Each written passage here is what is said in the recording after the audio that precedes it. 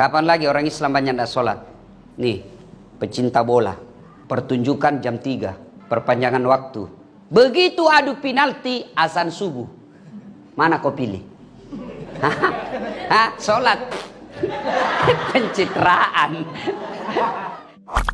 Adik-adik sekalian, saudara-saudara sekalian, teristimewa Sahibul Bait, Raffi Ahmad beserta keluarga yang insya Allah dimuliakan dan dirahmati Allah Subhanahu wa Ta'ala.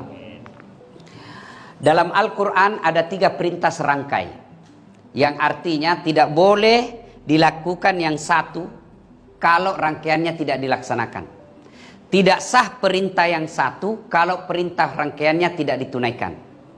Dia harus dijalankan secara serangkai. Apa itu? Yang pertama, atiullaha wa atiur rasul. Taatlah engkau kepada Allah dan juga taat kepada Rasulnya. Artinya, orang yang taat kepada Allah tapi tidak taat kepada Rasulnya, taatnya kepada Allah ditolak. Sebaliknya, orang yang taat kepada Rasulullah tapi tidak taat kepada Allah, taatnya kepada Rasul sia-sia. Itu yang pertama. Yang kedua, aqimis shalah wa atus zakat. Dirikan sholat, tunaikan zakat. Ini dulu yang saya mau bahas baik-baik. Dirikan sholat, tunaikan zakat. Orang yang bayar zakat hartanya, zakat fitrahnya, zakat profesinya, dia keluarkan semua tiap tahun. Tapi dia tidak sholat, tidak ada gunanya. Demikian juga orang yang sholat, tapi tidak menunaikan zakat, salatnya akan sia-sia. Saya yakin di sini semua hadir rajin puasa. Bahkan sampai sekarang pun belum ada yang lepas puasanya. Tapi saya curiga ada yang melalaikan sholat. Demi Allah, tidak ada gunanya itu puasamu kalau kau tidak sholat. Bahkan bangun satu masjid mewah tapi tidak sholat, tidak ada gunanya. Saudara-saudara sekalian, sholat itu bahasa hadisnya as-sholatu imanuddin. Sholat tiangnya agama. Tidak ada tiang, tidak ada agamanya. Tidak ada sholat, tidak ada agamanya. Bahkan Nabi dengan jelas mengatakan batas antara kekafiran dan keislamanmu adalah sholat. Ketika kalian tidak sholat, kalau kalian kafir di hadapan Allah. Kapan orang Islam banyak tidak sholat? Nih perempuan, mohon maaf. Kapan ini banyak tidak sholat? 1, selesai haid, gratis 5 hari, dia tambah bonus 2. Dia bilang suaminya, kenapa belum kau sholat? Biasanya cuma 5 hari. Orang belum bersih, masih ada ini sedikit-sedikit. Dia bilang suaminya, bohong kau tuh. Apa bohong? Saya kasih lihat kau. Iya toh, paling banyak begitu alasan. Kenapa tidak sholat? Mens. Kenapa tidak sholat? Datang bulan. Kenapa tidak sholat? Halangan. Nah, itu semua itu. Maka Allah tahu. Yang kedua, kapan perempuan banyak tidak sholat? Ketika ada pesta. Allah melarang perempuan berdandan. Tidak. Yang Allah tidak senang kalau gara-gara dandanan tidak sholat. Dia polis mukanya. Ini lurus, bengkok lagi sini. Lurus ini lagi yang bengkok. Ini lagi tebal, tipis lagi di sini. Akhirnya habis. Dikasih lebih lagi sedikit di sini. Saya bilang, kenapa dikasih lebih? Dia bilang, seperti artis Korea. Mau artis Korea baru hitam. Ayo, Allah larang dandan? Tidak. Yang Allah tidak senang ketika gara-gara dandanan tidak sholat. Apalagi kostum, jilbab. Saya ini alhamdulillah Allah takdirkan jadi penceramah. Keliling-keliling saya ceramah. Di Malaysia jilbabnya perempuan segitiga kasih peniti selesai. Brunei juga begitu. Filipina Selatan juga begitu. Saudi, Dubai 1 masuk selesai. Tapi begitu kita datang ke tanah air Republik Indonesia, jilbabnya ibu-ibu, jilbab sakaratil maut. Tahu jilbab sakaratil maut? Tahu jilbab sakaratil maut? Dia kasih dulu kain 2 meter, dia kasih dulu, dia ikat di lehernya. Ya kan? 3 lapis, kuning, biru, krem, dia kasih miring lagi sedikit. Iya kan? Kayak ada pohon mangga di belakang sini. Ada kering-keringnya, tik, tik, tik, tik. Coba. Begitu tiba waktu sholat, hayya 'alas sholat. Kata suaminya, saya sudah jualkan kau sawah itu untuk kau haji. Kau pergi sholat dulu sayang. Kau sadar pak? Sadar saya, ini saya suruh kau sholat. Kau sadar pak? Sadar saya suruh kau sholat. Kau tidak lihat ini jilbabku 1 jam dipakai. Gara-gara jilbab dia tidak sholat. Beleng-beleng. Sudah jilbabnya repot, bajunya sempit, roknya sempit. Pas jalan nih setengah mati. Dongo. Pernah lihat begitu? Pernah? Banyak tuh. Apa Allah larang? Tidak. Yang Allah larang kalian tidak sholat. Seorang istri dandan supaya suaminya bangga di sampingnya cantik. Itu ibadah, menyenangkan hati suami. Tapi kalau gara-gara dandan tidak sholat, itulah yang Allah laknat. Kapan lagi orang Islam banyak tidak sholat? Nih, pecinta bola. Pertunjukan jam 3. Karena seri, perpanjangan waktu. 2 kali 15 menit. Masih seri, adu penalti. Begitu adu penalti, azan subuh. Mana kau pilih? Sholat. Pencitraan. Sholat, ketinggalan gol. Nonton, ketinggalan sholat. Akhirnya apa? Dia jamak. Ambil sajadah sholat depan televisi. Begitu iklan baru dia sholat. Allahu Akbar, Allahu Akbar. Allah larang nonton? Tidak. Yang menjadi Allah tidak senang kita karena gara-gara nonton mengabaikan sholat. Ayo adik-adik nih yang cowok-cowok, apa alasanmu tidak sholat? Kau bilanglah sama saya, ku tangkis sih. Ayo, apa alasanmu tidak sholat? Ayo. Tidak ada kecuali malas. Ustaz, saya baru sadar Ustaz. Seumur-umur saya tidak pernah belajar bacaan sholat. Wala ta'asu min rauhillah, kata Allah. Jangan kau putus asa. Solusinya apa Ustaz? Berjamaah di masjid. Asas salat jamaah, kalau imam sudah baca, semua boleh diam saja. Tidak ada bacaan, ini sudah amin saja kau baca. Waladhdallin, amin. Diam lagi. Sah. Bagaimana tahiyatnya? Imam yang wakili. Bacaan duduk di antara dua sujud, imam yang wakili. Itulah enaknya berjamaah. Ustaz, saya sibuk. Ada sih saya baca Ustaz, cuma sedikit. Kul-kul saja. Ya sudah, kul-kul saja kau baca. Rakaat pertama kul huwallah, rakaat kedua kul huwallah lagi. Dia ketawa bos, saya serius ini. Yang penting jangan baca yang repot-repot. Seperti Wattini. Jangan kau baca itu, nanti biasa baku sambung walasri. Atau Al-Kafirun. Nah, ini agak susah juga sampai nih. Kalau kau hafal setengah-setengah biasa nyasar. Wala antum abiduna ma abud wala ana abidu ma abattum wala antum abidu wala ana abidu ma. Dia bilang temannya, "Oi, kenapa tak putar-putar enggak sampai?" Nah, ini juga kupikir. Ayo, sholat. Apalagi alasan enggak sholat? Ayo, Ustaz, saya sakit. Enggak bisa berdiri Ustaz. Allah kasih keringanan, silakan ku duduk. Saya tidak bisa duduk Ustaz. Kenapa? Lagi ada bisul di pantat Ustaz. Baring. Bukan sholat tidur. Gimana caranya sholat baring? Misalnya sana kiblat, kepala di sini, sudah. Allahu Akbar. Masih bergerak tuh tangan kita sama bibir. Sami Allahu liman hamidah. Ustaz, sudah tidak bisa bergerak tanganku Ustaz. Allah kasih lagi keringanan. Sholat pakai isyarat. Mana dimaksud sholat pakai isyarat? Tinggal matanya yang goyang-goyang. Allahu Akbar. Sami Allahu liman hamidah. Allahu Akbar. Salat pakai isyarat. Itu juga berat Ustaz. Mata pun sudah tidak bisa bergerak Ustaz. Salat pakai isyarat. Gimana salat pakai isyarat? Mata. Sudah itu tidak bisa. Salat dalam hati. Mana disebut salat dalam hati? Seluruh bacaan salat mulai dari takbiratul ihram sampai salam, baca saja, baca dalam hati. Bayangkan lagi ruku, baca doa ruku. Bayangkan lagi sujud, baca doa sujud. Sudah. Tidak bisa juga begitu Ustaz. Ambil kain putih, bungkus, bawa dikubur. Ustadz, kita lagi di jalan. Ustadz, kita lagi di jalan Ustadz, macet. Kita tinggalkan tadi sudah duhur. Mau sampai rumah sudah mau masuk maghrib. Kita belum mau singgah, tidak mungkin kita lagi di jalan raya lagi terjebak macet. Gimana caranya Ustadz? Kau sholat di atas mobil. Tidak ada air Ustadz, tayamum. Menghadap ke kiblat mana Ustadz? Ya sudah, menghadap kemana saja. Namanya sholat dalam keadaan darurat. Tahu tayamum? Tahu atau sok tahu? Tayamum praktisnya gampang gini. Ini lengan baju naik semua, linting. Di atas siku. Sudah itu, ini juga begitu. Kita letakkan telapak tangan di dinding mobil atau di sadel atau kalau dia di atas pesawat atau di dinding kalau di rumah sakit. Letakkan kedua-duanya. Sudah itu, usap wajah. usap telur permukaan wajah yang tidak ada tumbuh rambut. Sudah itu letakkan lagi telapak tangan di dinding, usap tangan kanan sampai tangan kiri, selesai. Apa lagi masalahmu? Tidak sholat. Ustadz, kita lagi di tengah laut Ustadz, mancing mania. Masuk waktu sholat Ustadz, kita tidak tahu Ustadz, kiblat. Lihat di mana matahari terbenam, menghadap ke sana. Sudah menghadap ke sana, Allahu Akbar. Tiba-tiba perahu goyang Ustadz. Ya sudah, kok tidak usah juga goyang-goyang begini. Tidak. Apa lagi? Ayo. Tidak ada alasan tidak sholat. Apa lagi? Ustadz, gagah Ustadz. Ada kalah gagah Nabi Yusuf.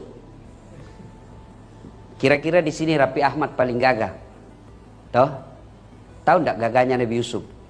Itu Nabi Yusuf, Allah nguji tukang gosip waktu itu. Nabi Yusuf, ibu-ibu dikasih bawang dengan pisau yang tajam, disuruh iris. Iris ini bawang-bawang. Sudah lagi ngiris bawang, tiba-tiba Nabi Yusuf disuruh lewat, ibarat Pragawati. Lewat Yusuf. Lewat Nabi Yusuf jalan, ibu-ibu yang ngiris bawang ini, dia tidak sadari, dia iris tangannya karena terpesona melihat wajahnya Yusuf alaihissalam. Ada kira-kira begitu di sini? Mengalihkan perhatian sampai diiris tangan gara-gara cakepnya tidak dirasa. Jangankan iris bawang, bau ketek aja lewat kita rasa. Bagaimana gagahnya Nabi Yusuf? Tapi tetap sholat. Ustadz, kuat Ustadz, olahragawan. Ada kala Nabi Musa. Itu Nabi Musa alaihissalam, kalau dia kunci badannya, tembus bulu-bulu di badannya. Kalau dia kunci lagi badannya, tak lempar songkoknya. Kalau dia berkelahi, belum sampai tinjunya sudah jatuh musuhnya. Tapi dia tetap sholat. Ustadz, saya sakit Ustadz. Ada kala sakitnya Nabi Ayub. Tapi beliau tetap sujud beribadah kepada Allah. Kita baru sariawan, tidak sholat. Kalau kau sariawan, salat sariawan kok.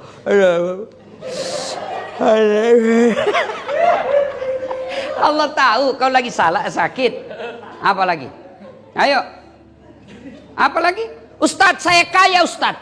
Ada kala kayanya Nabi Sulaiman alaihissalam. Nabi Sulaiman 1 hektar perkerangan rumahnya. Barangkali ada artis yang 1 hektar perkerangan rumahnya. Tapi Ayub alaihissalam, apa kerikilnya? Emas.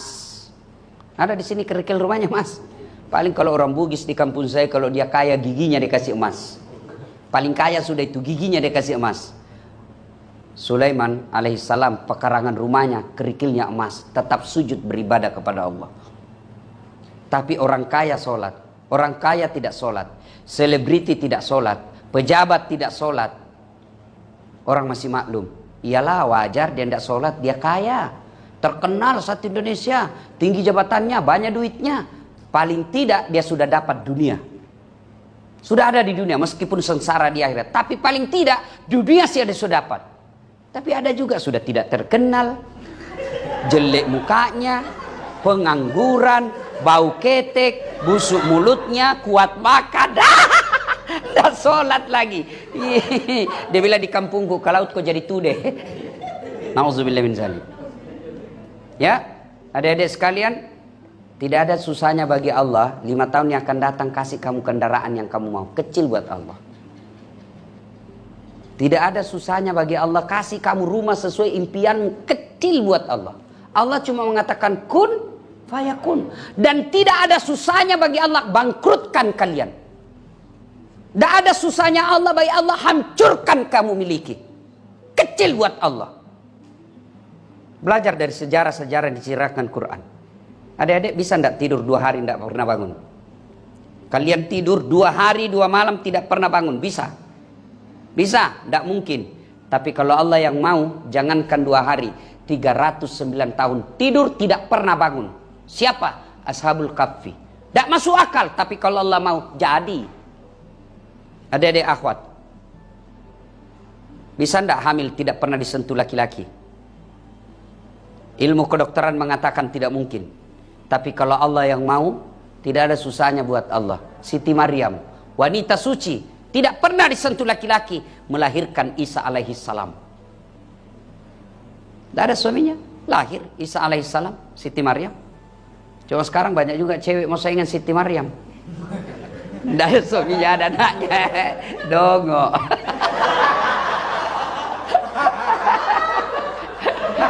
Ya kan? Kalau Allah yang mau, kecil. Adik-adik sekalian, bisa enggak manusia dibakar hidup-hidup tapi masih tetap hidup? Tidak mungkin menurut ilmu fisika dan ilmu kedokteran. 80% kena api mati itu menurut ilmu. Tapi kalau Allah yang mau, Ibrahim alaihissalam dibakar dalam api yang sangat besar, keluar kedinginan. Kalau Allah mau, kecil buat Allah. Gimana? Bagaimana saya bisa haji, Ustaz? Jangan pikir bagaimana kau bisa haji. Bagaimana saya bisa sembuh? Jangan pikir bagaimana bisa sembuh. Biarkan Allah yang cari caranya. Apa yang kalian pikirkan? Dekati Allah, pacari Allah. Gimana dekati Allah? Salah satu yang paling konkret, sholat. Tidak mungkin Allah sengsarakan hidupnya orang yang baik sholatnya. Itu Ustaz tidak pernah sholat, hidupnya mewah-mewah. Itu tidak pernah sholat, bagus dia punya dunia. Itu menurutmu. Tapi belum tentu kau tahu apa yang dialami dalam hatinya. Belum tentu kau tahu apa yang dinikmati dalam kehidupan sehari-harinya.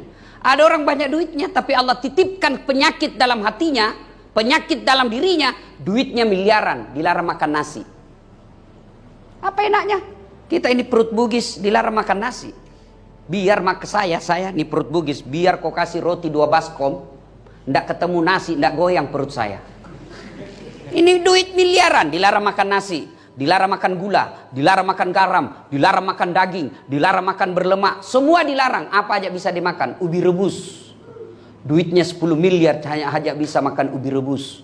Begitu dia ke dokter, apa kata dokter? Pak, selama bapak ini jarang kena matahari, dari rumah ke kantor, mobil, semua per AC tidak pernah kena matahari.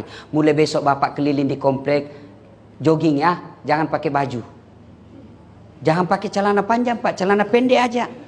Jangan pakai sendal, jangan pakai topi Pak, bungkus plastik tipis. Jalanlah dia tidak pakai sendal, tidak pakai baju. Apa bedanya sama gembel?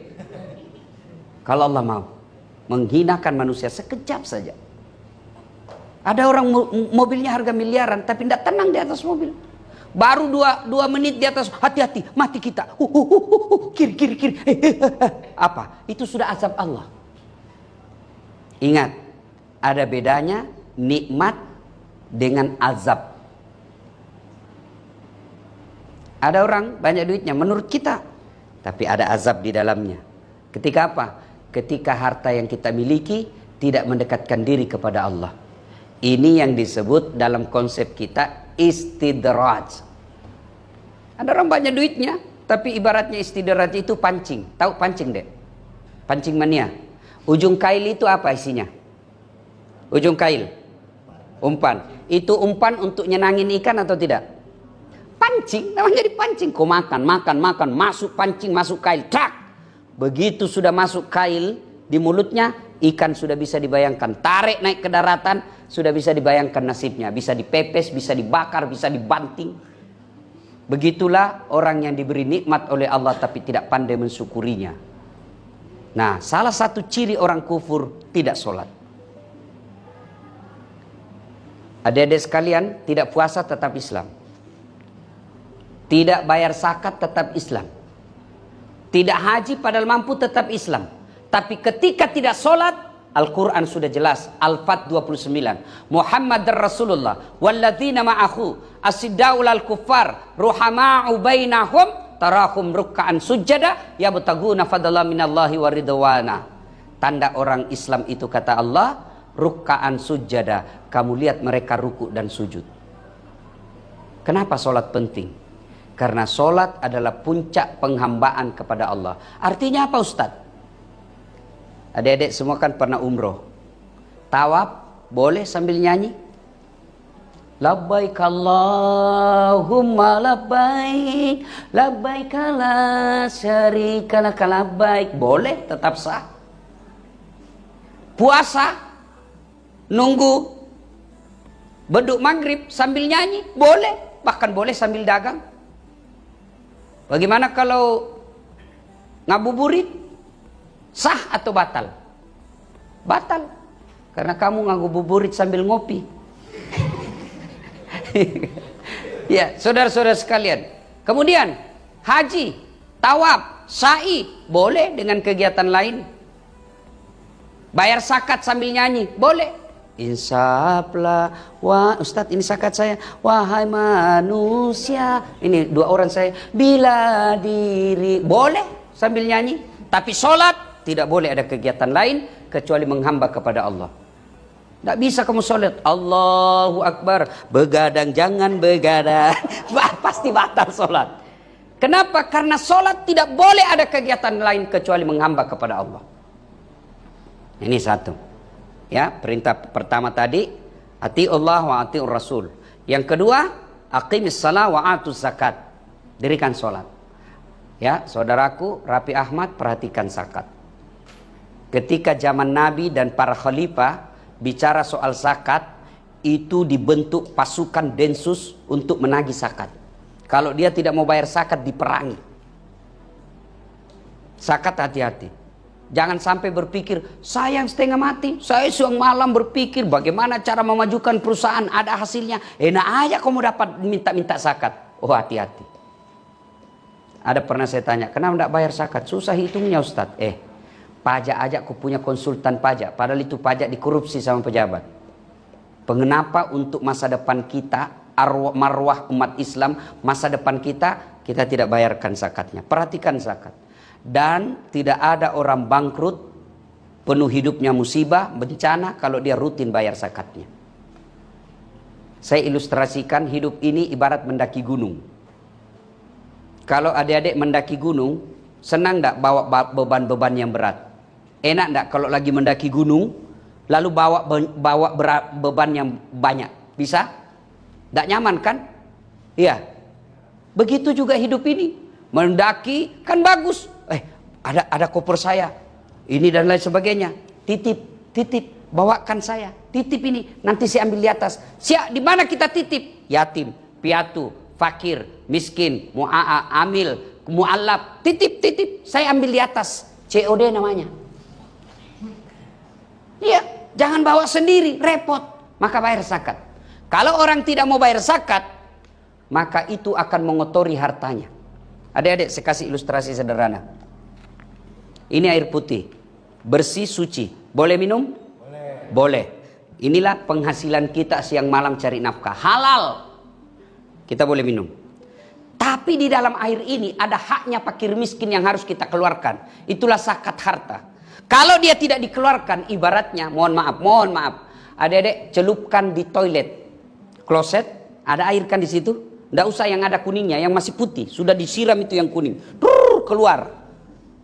Tiba-tiba dedek masukkan celupkan tangan di kloset itu, ambil angkat, lalu teteskan 1 tetes saja, tidak usah 5 tetes. 1 tetes saja masuk dalam air yang suci ini. Masih mau minum? Tidak. Begitulah harta yang tidak ditunaikan zakatnya. Dia mengotori. Akhirnya apa? Harta kita kasih anak kepala batu. Kasih istri suka ngomel. Kasih istri itu duit, istri lebih hebat pengawasannya daripada Satpol PP. Ada juga itu istri begitu. La haula wala quwata illa.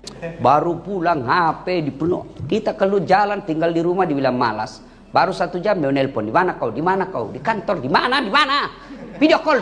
Astagfirullah. Ada juga begitu ya. Akhirnya ya kita bohong-bohong lah sedikit.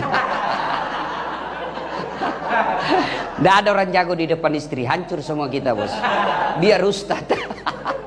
Bukan kita tidak mau ribut, tapi bukan takut sama istri, tidak mau ribut kita. Dan itu istri ahli sejarah. Satu kali aja kita pelanggaran, dia ingatnya terus itu.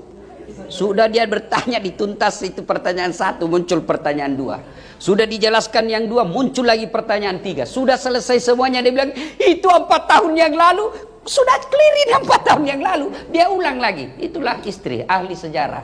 Jadi kalau istri ngomel tidak usah dilayani. Gimana caranya? Minum obat tidur. Selesai. Tapi juga ibu-ibu jangan suka ngomel deh. Capek kita jadi laki-laki kalau ngomel terus. Nah, ada juga itu tukang ngomel. La haula wala quwata illa billah.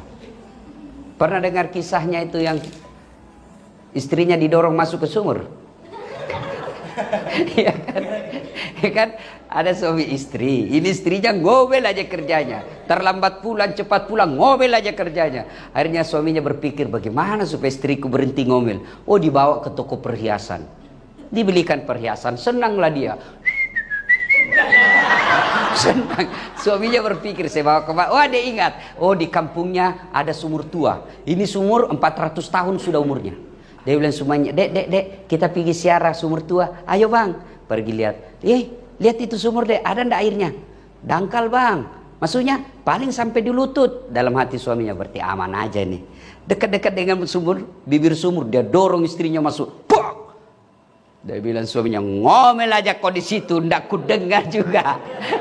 Ngomel aja kau, ndak ku dengar sudah ngomel-ngomelmu. Suaminya di atas santai-santai. Tiba-tiba 1 jam kemudian dari dalam sumur keluar makhluk tinggi besar hitam. Kaget suaminya, siapa kamu?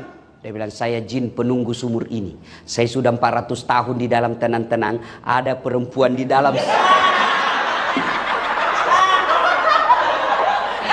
Baru 1 jam di dalam, tidak tahan saya ngomel, lebih saya lari.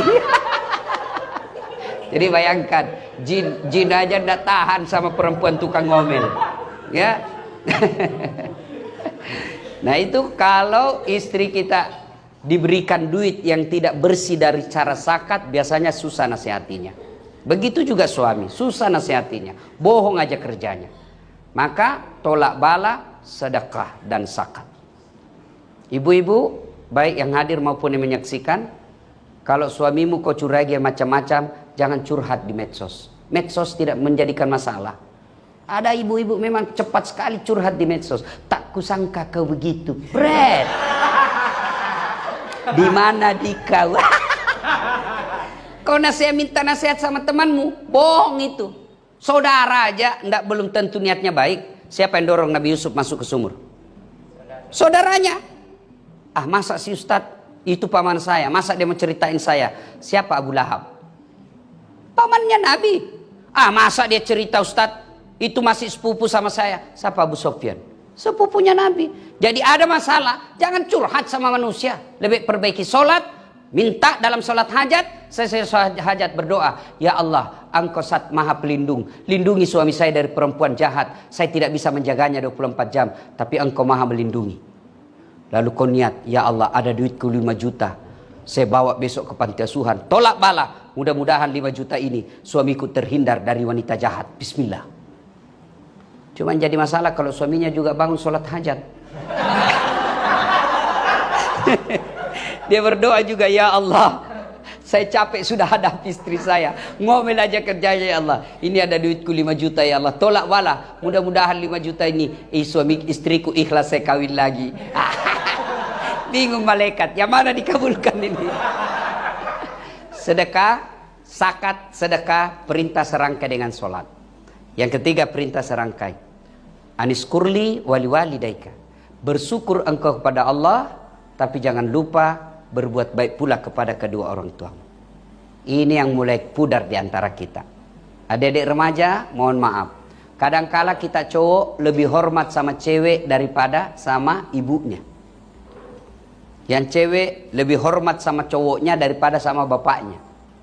Mau bukti kalian lebih sopan sama cowok daripada orang tua? Wallpapermu beda, siapa foto di situ?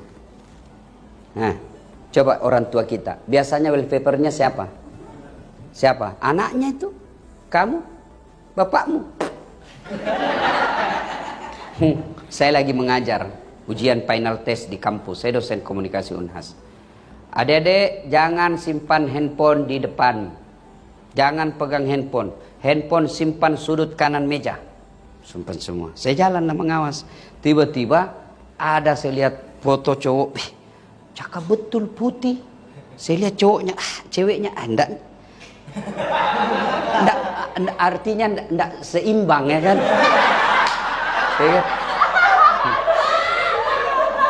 Ini bukan langit dan bumi, langit dan dasar sumur. Lalu saya bilang sama ini mahasiswi saya, Dek, cakepnya cowokmu, Dek. Langsung, Ustadz tidak gaul. Bukan cowokku itu, Ustadz. Oh, siapa ini, Dek? Lee Min Ho. Siapa Lee Min Ho? Artis Korea. Oh, artis ini. Dia kenal kau deh? Enggak. Pernah kau dikirimi pulsa? Enggak. Pernah kau di biskol? Enggak. Dongo ini. Hapus itu. Untuk apa kau simpan sini? Hapus. Pasang fotonya bapakmu. Bapakmu yang sekolahkan kamu. Bapakmu yang antar jemput kamu. Hapus itu. Ganti fotonya bapakmu. Emosi saya. Dia bilang, tunggu dulu Pak Ustaz. Dia carilah fotonya bapaknya. Dia bilang, oh sudah kuhapus Ustaz. Dek, tidak ada kejayaan dan kebahagiaan bagi mereka yang durhaka kepada orang tuanya. Percaya itu. Tidak mungkin. Ridallah fi ridal walidain, suktillah fi suktil walidain. Ingat kisahnya Jurais, pemuda yang taat sekali beribadah. Dihukum oleh Allah hanya karena apa? Lagi sholat sunnah. Sholat sunnah. Dipanggil ibunya tidak menjawab, dihukum oleh Allah, dipermalukan satu kampung. Lagi sholat. Sholat sunnah, hukumnya. Sholat sunnah, hukumnya sunnah. Menjawab panggilan ibu, hukumnya wajib. Maka adik-adik sekalian, kalau kau dipanggil ibumu sementara sholat, tetap wajib kau jawab panggilannya.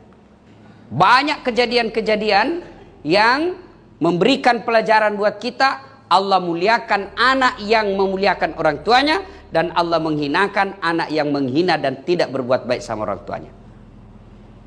Ingat kisahnya Salman Al-Farisi. Lagi tawaf, di belakangnya ada Nabi. Tawaf kan kelihatan pundak. Nabi penasaran, kenapa ini pundaknya Al-Salman kayak disiram air panas.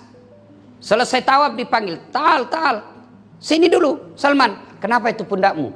Ya Rasulullah, saya baru saja menghajikan ibu saya. Saya kan orang miskin, ibu saya mau haji. Saya tidak punya budak, tidak punya kereta, tidak punya kuda, tidak punya onta. Saya pikul itu, kasihan mamaku. Dari pundak saya, bayangkan, Madinah ke Mekah kurang lebih 500 km. Dia pikul ibunya, nanti dia lepas, makan, minum, dan sholat. Selebihnya ada di pundak saya. Maka melepuh, saya punya pundak ya Rasul. Lalu Salman bertanya, ya Rasulullah, kira-kira kebaikanku ini sudah membalas kebaikan ibuku kepadaku? Nabi lalu menjawab, Salman, kau sudah termasuk anak yang soleh, tapi demi Allah, kau belum bisa membalas kebaikan ibumu. Seorang perempuan, kalau sudah punya suami dan pernah merasakan melahirkan, masih kurang ngajar sama ibunya, tidak masuk akal. Coba ibu-ibu masih ingat hadisnya adik-adik. Nabi pernah ditanya, ya Rasulullah, setelah Allah dan Rasulnya siapa yang saya taati? Apa jawabannya Nabi? Ibumu. Setelah itu siapa? Ibumu. Setelah itu siapa? Ibumu. Setelah itu siapa? Bapakmu. Ibu, bapak. Berarti 3 ibu, 1 bapak. Salah paham lagi kau itu, salah. Bukan 3 istri. 3 ibu, 1 bapak, bukan 3 istri. Kenapa Nabi menyebutnya sampai 3 kali? Karena ada 3 yang dilakukan perempuan tidak bisa dan tidak mampu dilakukan oleh seorang suami. Apa itu? 1, hamil. Ibu-ibu masih ingat waktu hamil? Ada enggak ibu-ibu hamil tengkurap? 9 bulan tidak tengkurap bos, tahan. Coba lihat ibu hamil, jalan aja repot. Aduh, mau duduk aja pakai standar samping. Iya tak? Iya. Ya. Nah, yang kedua, melahirkan. Ibu-ibu masih ingat waktu melahirkan? Masih itu? Ada enggak ibu-ibu melahirkan senyum? Mentang-mentang selebriti keluar kok nak? Tidak. 3, menyusui. Masih ingat waktu menyusui? Terutama waktu tumbuh giginya. Ada kira, kok gigit saya? Tidak, dibujuknya ada. Lepas kok nak. Itulah 3 kelebihannya perempuan. Maka wajar ketika Nabi bersabda, Al-jannatu takhta aqdamil ummahat. Sorga berada di bawah telapak kaki ibu. Adik-adik sekalian, kalau masih hidup orang tuamu dan tinggal bersamamu, kau berbahagia. Itulah pintu gampangnya masuk surga. Biar hitam jidatmu Senin Kamis kau puasa tadarus tiap hari, tahajud tiap malam, tapi kau meneteskan air mata ibumu, kata Nabi, jangankan masuk surga, baunya surga diharamkan bagimu. Maka saya heran kalau lihat itu di TV ada artis yang menuntut orang tuanya, mempermalukan orang tuanya. Seberapa lama kau hidup jadi selebriti? Seberapa lama belajar dari selebriti yang lalu, yang tahun 80-an, 70-an. Tua juga dan mati. Dan pada saat itu, ketika kau tidak meninggalkan beban yang baik, cerita-cerita yang baik, amal-amal yang baik, hancur sudah jadi tulang belulang, dosamu tetap mengalir karena kau meninggalkan budaya-budaya yang dicontoh orang yang disebut dengan dosa jariah. Auzubillah min dzalik. Nah, ini saja Dede sekalian yang kita sampaikan pada taklim kita kali ini. Kesimpulannya, yuk jaga sholat, muliakan orang tua, ada harta, berzakat dan bersedekahlah. Demikian, lebih dan kurangnya mohon dimaafkan. Assalamualaikum warahmatullahi wabarakatuh.